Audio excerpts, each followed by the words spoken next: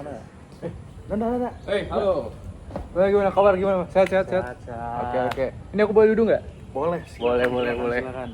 Jadi udah sampai mana nih? Kan kita mau ujian nih. Iya. Ujian fisika fluida. Minggu depan ya? Minggu depan gitu kan. Nah, udah siap dari mana aja gitu? Gimana ya? Kita kan Ngomong-ngomong, ini nggak sih bahasnya external flow nggak sih? Untuk minggu depan? internal flow. Eksternal nggak sih? Eksternal ya? Eksternal.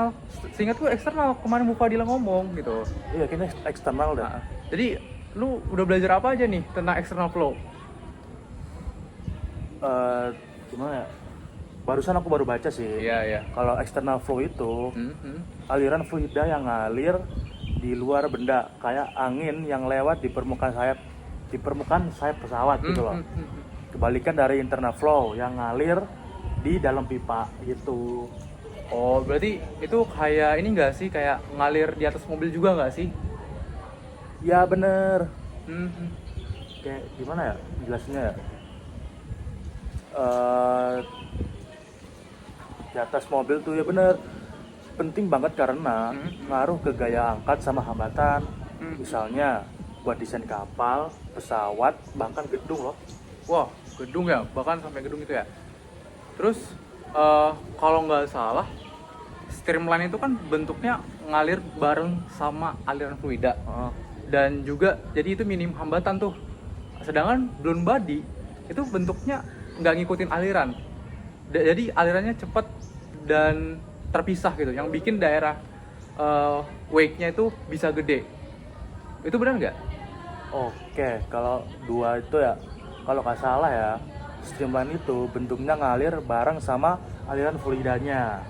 Terus jadi minim hambatan, sedangkan blown body itu adalah bentuknya nggak ngikutin aliran.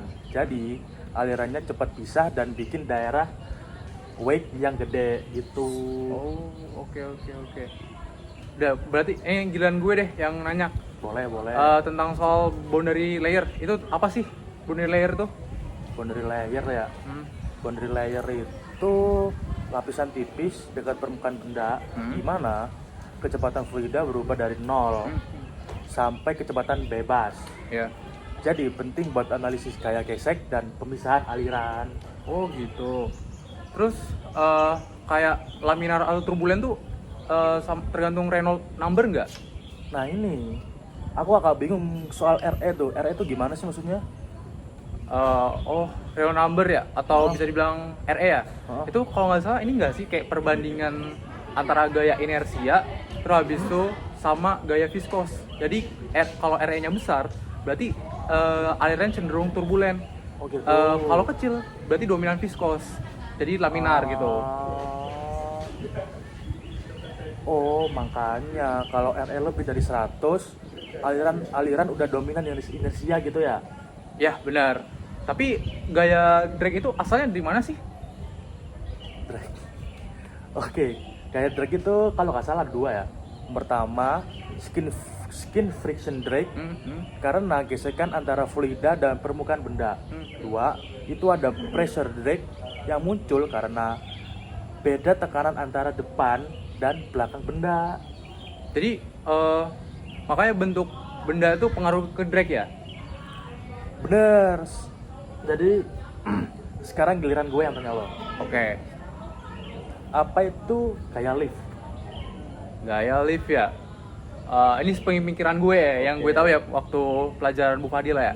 Jadi lift itu gaya tegak lurus arah aliran biasanya muncul karena beda tekanan antara sisi atas dan bawah benda. Jadi kayak sayap pesawat gitu. Oh, jadi bukan cuma didorong ya, tapi juga bisa diangkat. Nah benar. Ini gue lagi gantian nanya. Boleh. Jadi lu sempat baca nggak tentang efek Mach dan Freud?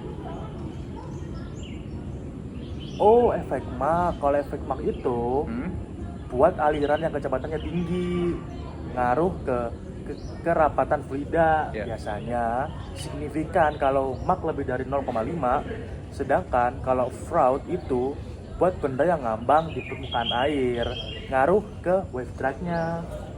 Oke. Berarti gua ulang lagi ya. Berarti Mach itu biasanya 0,5, sedangkan kalau Float itu lebih ke ngambang permukaan Ya. airnya. Dan Ya. itu ngaruh wave drag-nya ya, bener ya? Benar. Mantap sih, bagus. Berarti kalau desain kapal, dua-duanya penting dong, tergantung kecepatan sama kebentuk kapal. Sip. Materi kita udah paham tentang interflow, internal flow atau dan sebagainya. Dan perbanyak latihan soal aja nih buat ujian minggu depan. BTW thanks ya Nanda. Aman. Aku juga makasih banyak. Semoga ujian minggu depan kita lancar. Oke. Amin. Amin. Thank you. Thank you Nanda.